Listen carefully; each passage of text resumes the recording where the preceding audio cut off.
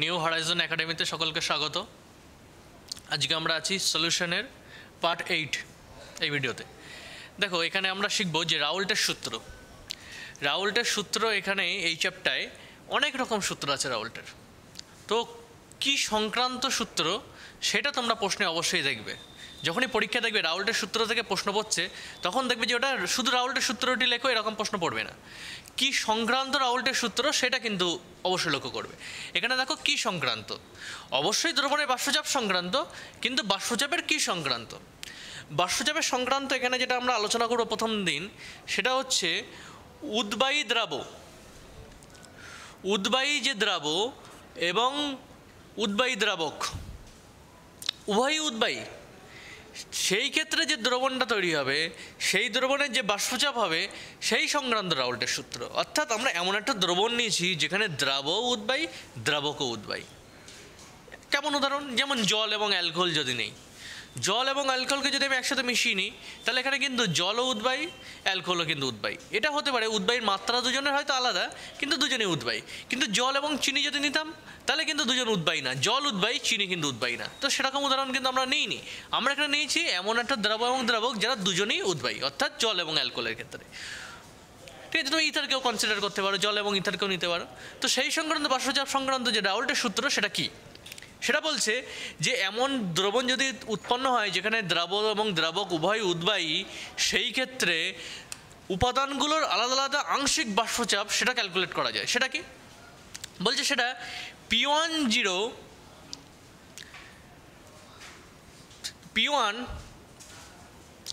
equal to x1 P10,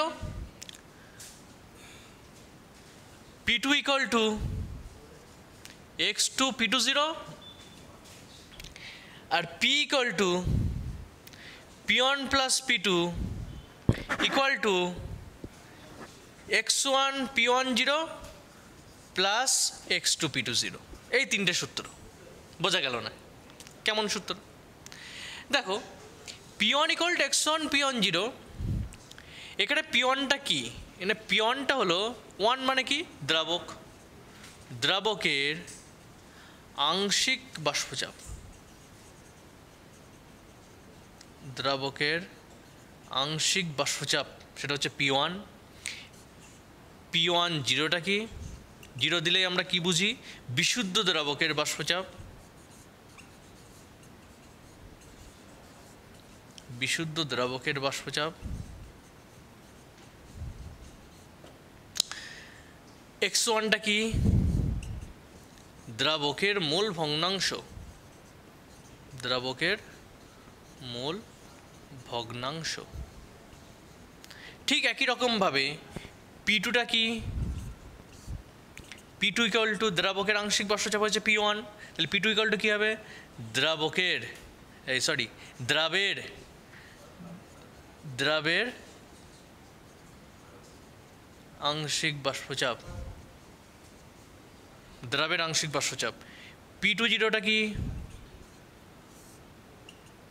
বিশুদ্ধ দ্রাবের বাষ্পচাপ,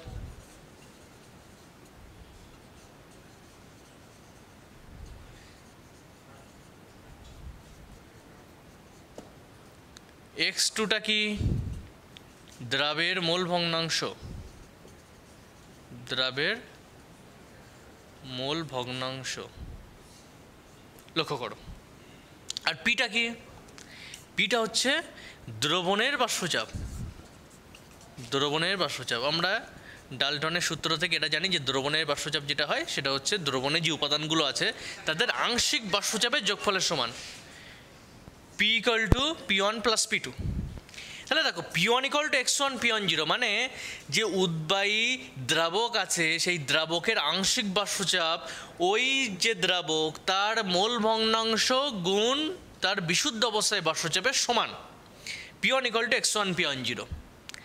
আর P2 equal to x2 P20, মানে ওই যে দ্রবণে যে দ্রাবটা আছে তার যে আংশিক বাষ্পচাপ, মানে তার নিজস্ব বাষ্পচাপ, সেটা হচ্ছে তার নিজস্ব মোল ভগ্নাংশ গুণ তার নিজ বিশুদ্ধ অবস্থায় থাকলে যে বাষ্পচাপটা হতো সেইটার গুণফলের সমান। এবার যদি দ্রাব এবং দ্রাবককে আমরা একসাথে করে দিই তাহলে হয়ে যাবে কি দ্রবণের বাষ্পচাপ, সেটা হচ্ছে P. P equal to P one plus P two equal to X one P one zero plus X two P two zero. এখানে আমরা সবাইয়ের পরিচয় দিয়ে দিয়েছি, তোমরা খাতাতে অবশ্যই লিখে নেবে, খুব ইম্পর্টেন্ট জিনিস কিন্তু। এটা হচ্ছে উদ্বায়ী দ্রাব এবং দ্রাবক দিয়ে যে দ্রবণটা তৈরি হবে তার বাষ্পচাপ। এইবার আমরা এখান থেকে একটা গ্রাফ শিখবো, যেখান থেকে একটা লেখচিত্র শিখবো, যেটা কী বলতে চাচ্ছে, কী বোঝাতে চাচ্ছে, এখানে একটা গাণিতিক রূপ জানতে চাইবো, যে কী এখান থেকে গাণিতিক রূপ আনা যায়, সেটা আমরা একটু দেখি, সেটা নিয়ে আলোচনা করি। তাহলে আমরা এটা মুছছি। দেখো লেখচিত্রটা যখন করব সেটা কীভাবে করব। লেখচিত্র যখন করব, যখন দেখো আমরা এক্স অ্যাক্সিস ওয়াই অ্যাক্সিসটাকে আগে এঁকে নিই। এক্স ও ওয়াই, আমাদের এইদিকেও লেখচিত্র আসবে, সেই জন্য আমরা এদিকেও এঁকে নিয়েছি। লক্ষ্য করো, এই অ্যাক্সিসে আমরা মোল ভগ্নাংশকে প্লট করব, এক্স অ্যাক্সিসে মোল ভগ্নাংশকে নিয়েছি এক্স অ্যাক্সিসে, আর ওয়াই অ্যাক্সিসে আমরা প্লট করব বাষ্পচাপকে। এখানে বাষ্পচাপকে প্লট করব, বাষ্পচাপ মানে পি টার্মগুলো, পি ওয়ান পি টু, হ্যাঁ, P one zero P two zero P, এগুলোকে আমরা এখানে ডিনোট করবো, আর মোল ভগ্নাংশ যেগুলো এক্স ওয়ান এক্স টু ইত্যাদিকে এখানে নেব। এবার লক্ষ্য করো, এই যে জিরো থেকে এক্সে যাচ্ছি, আমরা এখানে ধরে নিচ্ছি যে X one equal to zero, আর এখানে ধরছি X one equal to one. X one equal to zero হলে এক্স টু ইকুয়াল টু কিন্তু ওয়ান হবে, আর X two equal to one হলে এখানে ওয়ান যদি ওয়ান হয়, এখানে এক্স ওয়ান ইকুয়াল টু যেহেতু ওয়ান, তাহলে X two equal to zero. এই জিনিসটা একটু বুঝে নিই, এটা কেন? কারণ আমরা জানি, দেখো মোল ভগ্নাংশ যেদিন শিখিয়েছিলাম সেদিন আমরা কিন্তু এটা প্রমাণ করেছিলাম যে X one plus X two is equal to one. ঠিক আছে, দ্রাবকের মোল ভগ্নাংশ যোগ দ্রাবের মোল ভগ্নাংশ সবসময় এক হয়, আমরা কিন্তু এটা করেছি প্রথম দিন। লক্ষ্য করবে, যারা যে ভিডিওটা দেখা নেই অবশ্যই দেখে নেবে আগের ভিডিওগুলো। X one plus X two equal to one হয়, এই সমীকরণ থেকে আমরা জানতে চাচ্ছি যে এক্স ওয়ান ইকুয়াল টু যদি জিরো হয় তাহলে X two equal to one, কারণ দুজনের যোগফল সবসময় ওয়ান। আবার এক্স ওয়ান ইকুয়াল টু যদি ওয়ান হয়, এক্স টু ইকুয়াল টু কিন্তু জিরো হবে। ঠিক আছে, এক্স ইকুয়াল টু জিরো হবে, কারণ দুজনের যোগফল সবসময় এক হবে। এদিকে তাহলে এক্স ওয়ান থেকে এদিকে এক্স ওয়ানে যাচ্ছি, আর এদিকে এক্স টু থেকে এদিকে আসছি, অর্থাৎ এক্স ওয়ানকে যখন আমরা ধরবো তখন আমাদের জিরো বিন্দু মূল বিন্দু হবে এইটা, আর এক্স টুর ক্ষেত্রে যখন আমরা করব তখন আমাদের মূল বিন্দুকে আমরা এইটা ধরে করব, তাহলে দেখবে আমাদের গ্রাফটা করতে সুবিধা হবে। লক্ষ্য করো, এখানে যে তিনটে সমীকরণ আছে, এই তিনটে সমীকরণের সাহায্যে গ্রাফটা আসবে। প্রথমে P one equal to X one P one zero, এটাকে আমরা এক নম্বর সমীকরণ নাম দিচ্ছি। P two equal to X two P two zero, এটাকে দুই নম্বর সমীকরণ নাম দিচ্ছি। আর P equal to P one plus P two equal to X one P one zero plus X two P two zero, এটাকে তিন নম্বর সমীকরণ নাম দিচ্ছি। এই তিন নম্বর সমীকরণ, তিনটে যে সমীকরণ আছে সেখান থেকে আমরা তিনটে কেস বার করব। প্রথমটা ধরছি কেস ওয়ান, কেস ওয়ানে আমরা সমীকরণটা আনবো। কেস ওয়ানে আমরা ধরে নিচ্ছি যদি x one equal to one হয়, যদি x one equal to one হয় তাহলে এক্স টু ইকুয়াল টু কত হবে? জিরো হবে, অবশ্যই জিরো হবে। কেন জিরো হবে তো বললাম, X one equal to one হলে X two equal to zero হবে। তাহলে দেখো X one equal to one যদি আমরা এক নম্বর সমীকরণে ইনপুট করে দিই তাহলে আমাদের সমীকরণটা আসে P one equal to X one equal to যেহেতু ওয়ান বসেছি, P one equal to P one zero কিন্তু চলে আসছে। আর দুই নম্বর সমীকরণে যদি আমরা পুট করি সমীকরণটা, তাহলে P two equal to X টুর মান যদি জিরো বসিয়ে দেয় তাহলে পি টু ইকুয়াল টু কিন্তু জিরো আসছে। অর্থাৎ তিন নম্বর সমীকরণটা কী চলে আসছে? P equal to P one plus P two, P equal to P one plus P two. দেখো পি ওয়ানটা এসছে পি ওয়ান জিরো বসিয়ে দিচ্ছি, প্লাস পি টু কত এসছে? জিরো চলে এসছে। তাহলে অ্যাকচুয়ালি দ্রবণের যে বাষ্পচাপ পি সেটাই চলে আসছে কিন্তু পি ওয়ান জিরো। দ্রবণের বাষ্পচাপটা সেটা হয়েছে কি শুধুমাত্র বিশুদ্ধ দ্রাবকের বাষ্পচাপ, কারণ দ্রাব অনুপস্থিত। এখানে অনুপস্থিত কেন? কারণ আমরা এখানে কিন্তু এক্স ওয়ানটাকে ওয়ান ধরে নিয়েছি, এই কারণে। তাহলে দেখো এই ক্ষেত্রে আমাদের সমীকরণটা কেমন হবে? এই ক্ষেত্রে সমীকরণটা আমাদের এক নম্বর সমীকরণকে লক্ষ্য করেই করতে হবে। তাহলে এটা হচ্ছে Y equal to M X plus সির সমীকরণ। P one equal to X one P one zero, এই সমীকরণটা হচ্ছে Y equal to M X plus C এর সমীকরণ। যেমন দেখো আমি যদি এটাকে লিখি এরমভাবে যে P one equal to X one P one zero Y equal to M X plus C. তাহলে ওয়াই অ্যাক্সিসে পি ওয়ান মানে পি, এই যে দেখেছো। এক্স অ্যাক্সিসে কাকে প্লট করা হয়েছে? X one. সি টার্ম এখানে নেই, জিরো, অর্থাৎ মূল বিন্দুগামী হবে এটা। অর্থাৎ মূল বিন্দুগামী কিন্তু হচ্ছে সমীকরণটা। এবার দেখো এখানে যে এম এর মান, নতির মান, সেটা হচ্ছে x1 এবং x1 এখানে 1 হয়েছে, অর্থাৎ m ইকুয়াল টু কিন্তু এখানে 1 হয়েছে, ঠিক আছে? অর্থাৎ এটা একটা positive term, m positive, c0 হলে কি এটা মূলবিন্দুগামী হবে। মূলবিন্দুগামী হলে দেখো এখান থেকে গ্রাফটা কিন্তু এরকম ওপরের দিকে উঠবে, এখানে গেল। তাহলে পির মান এখানে হচ্ছে p10, তাহলে এখানে কিন্তু এই পর্যন্ত যে ভ্যালুটা হবে সেটা হচ্ছে কি p10, ঠিক আছে? p10 হলো। তাহলে এই সমীকরণটা কি আসলো আমাদের, p1 equal to x1 p10 এর যে গ্রাফ সেটা হলো এইটা, y equal to mx plus c। কেন ওপরের দিকে উঠেছে, m পজিটিভ বলে, ঠিক আছে? m এর মান 1 বলে। এটা গেল কেস 1। কেস 2টা কী হবে? কেস 2-র ক্ষেত্রে দেখি, কেস 2 যখন করব তখন ঠিক এর উল্টোগুলো ধরে নেব। x1 ইকুয়াল টু এবার কত ধরে নিচ্ছি, সরি x2 ইকুয়াল টু ধরে নিচ্ছি কত, 1 ধরছি।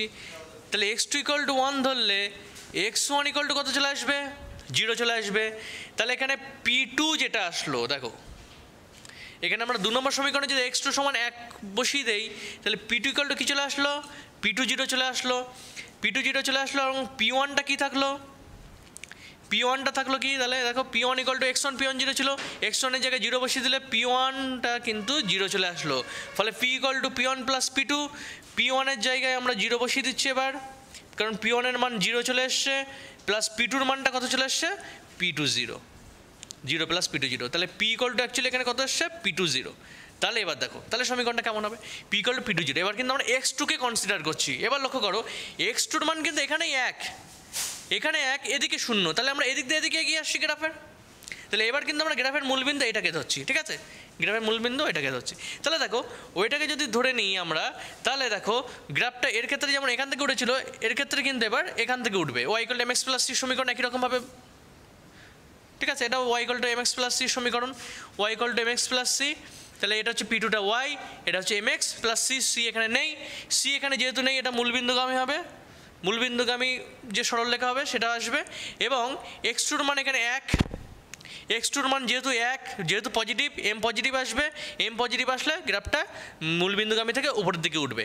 এইবার এখানে একটা জিনিস লক্ষ্য করো, খুব ইম্পর্টেন্ট একটা জিনিস, যে p1 equal to x1 p10 এর ক্ষেত্রে যতটা উপরে উঠেছিল এর ক্ষেত্রে কি ততটা উপরে উঠবে না। এর ক্ষেত্রে লক্ষ্য করো, এটা কিন্তু সরলরেখা, হ্যাঁ, এটা কিন্তু একটু অল্প উপরে উঠেছে। অর্থাৎ p2 equal to x2 p2 0 এর যে গ্রাফটা, এর গ্রাফটা কিন্তু এর লেভেলে উঠিনি। অর্থাৎ এটা p1 0 যদি হয় এখান থেকে এই পর্যন্ত, এখান থেকে এই পর্যন্ত, এটা কিন্তু p2 0, p2 0 কিন্তু কম উঠেছে। কেন কম উঠেছে দেখো, এখানে দ্রাব এবং দ্রাবক কিন্তু p1 এবং p2।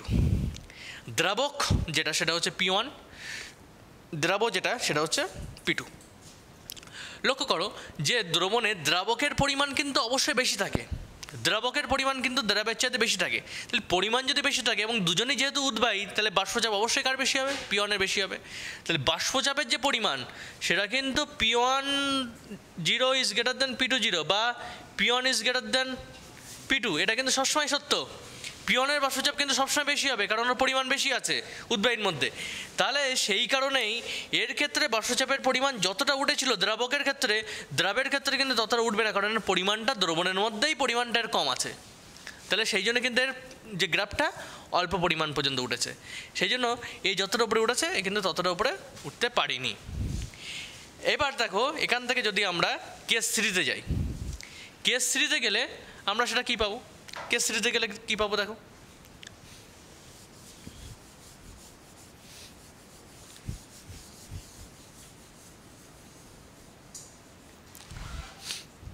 কেস 3,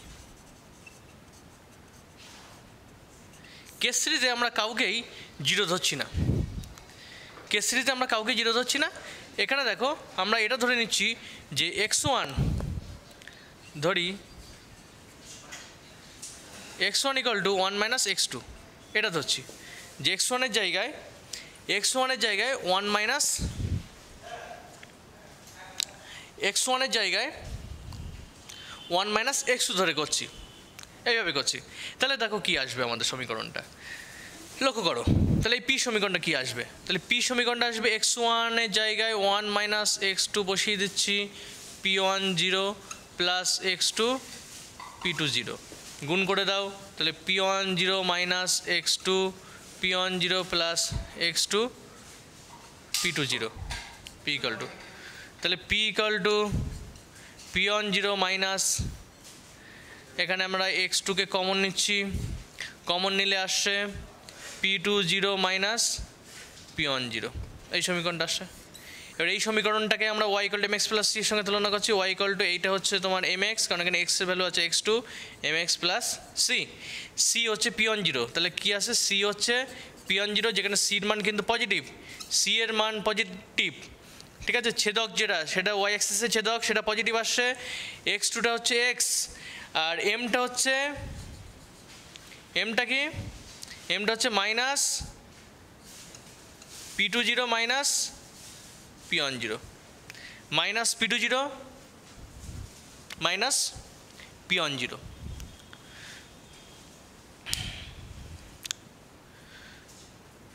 দেখো প্লাস 1 মাইনাস x2, তাহলে পিটা আসছে P10 মাইনাস এটা প্লাস এটা আসছে P, মাইনাস x2 কমন নিচ্ছি, x2 কমন নিলে এটা plus x2, sorry plus x2 common নিচ্ছি, তাহলে P20 এর মধ্যে চলে আসলো, P20 minus P10, P20 minus P10, ঠিক আছে। দেখো তাহলে y equal to mx plus c, তাহলে এমটা কিন্তু এটা P20 মাইনাস P10, ঠিক আছে, এটা একটু ভুল হয়ে গিয়েছিল। তো দেখো P20 মাইনাস P10, তাহলে এই যে P20 এবং P10 এর মধ্যে কোনটা বড়?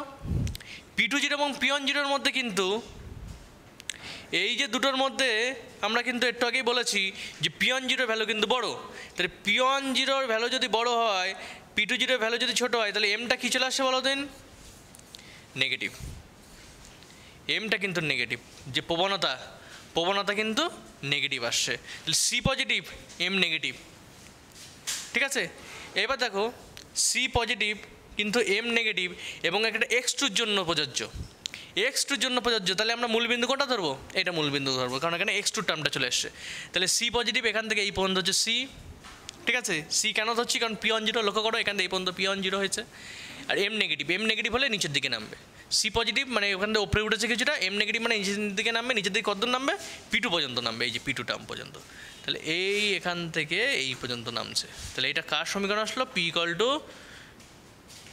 P1 প্লাস P2, এর যে সমীকরণ 3 নম্বর যে সমীকরণ, এই 3 নম্বর সমীকরণের গ্রাফ কিন্তু এরকম হলো, ঠিক আছে। মূলবিন্দু কিন্তু এটাকে ধরে যে P equal to P1 plus P2, এই যে গ্রাফটা এটা কিন্তু এই যে P1 এর পয়েন্ট এবং P2 পয়েন্ট দুটোকে অ্যাড করে দিতে হয়েছে, ঠিক আছে। তাহলে তোমরা ভালো করে এই গ্রাফটা দেখবে, এই গ্রাফে কিন্তু তোমাদের প্রবলেম হতে পারে, প্রবলেম হলে অবশ্যই আমার কাছে এই প্রবলেমগুলো জিজ্ঞেস করবে। 3টে কেস দিয়ে 3টে গ্রাফ এসছে, 3টে গ্রাফের সমীকরণ এসছে, এটা দেখবে ভালো করে, খুব ভালো করে দেখবে, লিখে লিখে প্র্যাকটিস করবে, কোনো প্রবলেম হলে বইতেও দেখবে, কোনো প্রবলেম হলে আমাকে অবশ্যই জিজ্ঞেস করবে, ঠিক আছে।